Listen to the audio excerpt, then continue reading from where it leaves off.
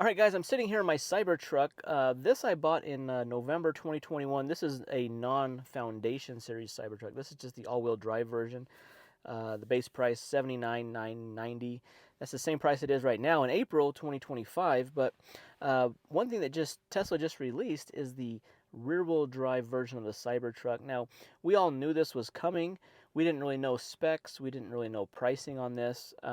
No, not a real big surprise on the pricing. Base price $69,990. The all-wheel drive version that this one is $79,990. So it's $10,000 less for this rear-wheel drive version. Now, I've never been interested in the rear-wheel drive version. It's always been interesting to know that that's coming. I've always wanted an all-wheel drive version. I've had probably 10 trucks over the last 20 years, and I've always had all-wheel drive or four-wheel drive in those trucks.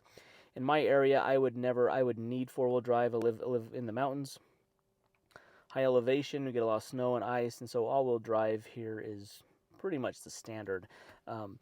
Also, I've never traded in a vehicle. I've only sold them private party, and I know a rear-wheel drive vehicle or at least a truck would never sell in my area. So for that reason, I've never been that interested. I always knew I wanted the all-wheel drive, and that's what I got here. But for a lot of people, the rear-wheel drive version is sufficient, and they were looking for that. And so not a huge surprise on the pricing here, $69,990. What I'm a little bit surprised about is some of the specs, because what they've done is they didn't just remove the front motor on the all-wheel drive version and called it, the rear-wheel drive. They actually took out a lot of features and a lot of options and kind of like stripped it down. And, they're probably doing that for cost savings, to keep their profit margin on this. They're doing that. But let's go through. I want to just go through. If you go on the Tesla website, there's now the 3 trims of the Cybertruck. And there's a comparison tool that goes through each of those. So I want to just go through those and just kind of point out some things and give you some thoughts on that. It is kind of interesting on the website. Tesla doesn't show that it's rear-wheel drive right off the bat. They just call it long range. Now, it is longer range, 350 miles of range. If you put this, there's like a soft tonneau cover you can buy, because it comes with no bed cover at all, this new rear-wheel drive. You can get up to like 365 miles of range if you cover the bed, which is good. So it's the longest range, 325 miles versus the all-wheel drive. So you're getting a little bit more range, and that's probably the only positive thing to this new vehicle. The rest are kind of, I think, in negatives. It does say that it will recharge faster than the other 2 existing Cybertrucks. So I wonder if they did something with the battery chemistry or the charging architecture. I wonder if they must have changed that. The towing is only 7,500 pounds on this new one, 11,000 on the other 2 trims, so less towing. Also, about 500 pounds less in payload as well, so less payload. I'm guessing that might be from the suspension, because they're only doing coil over a suspension. They're not doing air suspension, and it must be also to do something with what tires they're using. For the powertrain, it's only getting a rear-wheel drive. It's only rear-wheel drive, only one motor in the back, and so because of that, acceleration is going to be less. 6.2 seconds, 0 to 60, whereas this one, the all-wheel drive, is 4.1, Cyber Beast is 2.6. So you would naturally think that that's going to happen. 6.2 seconds isn't like slow. For Tesla, it's slow, but like compared to other, like a gas truck, that's still pretty quick. The interior of the truck on this rear-wheel drive version, they've kind of taken some accessories out. They're doing like a cloth seat. They're not doing these nice premium. Only the front seats are heated in the new version. There's no ventilated seats in the front. There's no heated in the back. So they've done away with that heat. No heat in the back. No ventilated in the front. Also, this truck and the Cyber Beast have a screen in the back that controls the AC, the temperature, games, videos. Kids can go on there, watch YouTube, Hulu, Netflix. My kids love it. And all the other Teslas have that screen now. The new Model Y, the 3, SX, they all have that. The top 2 trims of the Cybertruck have it, and this rear-wheel drive version, they're doing away with that. So they're really stripping off some of the cool features of the Cybertruck. It doesn't have a premium console. I'm guessing it may not have some of the charging stuff in it.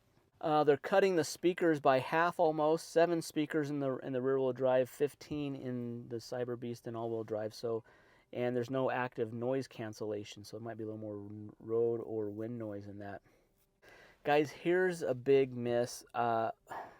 One thing I love about this, I love a lot of things about this truck. I really like it, and Really glad I got it.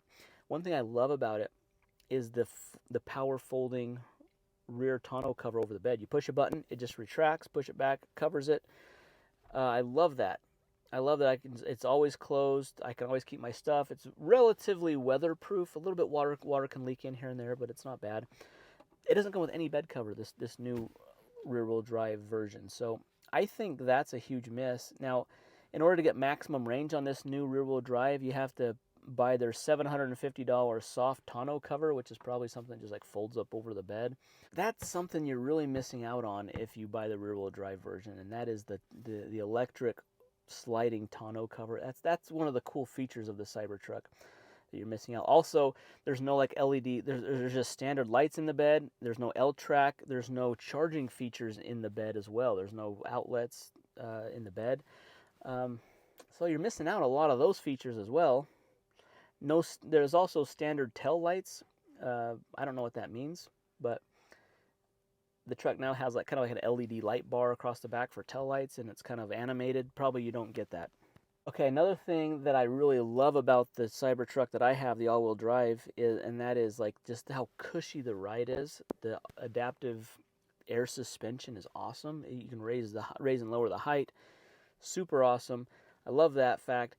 In this new rear-wheel drive, there is no air suspension. It's like a coil-over type of a suspension, so you're kind of missing out on that. It comes with a stock 18-inch wheel, which from what I've seen is you can't do an 18-inch wheel on these without modifying the brake caliper. There's like this piece on the brake caliper you have to take off in order to run the 18-inch rim. They must do away with that from the factory. They run an 18-inch rim, so a smaller rim, 35-inch tires it still looks like, so it's going to have a nice cushion on the tires. But for $3,500, you can upgrade to the all-terrain tires, it looks like, so that's an option. I think it kind of does away with some of the really cool features that I love about the Cybertruck.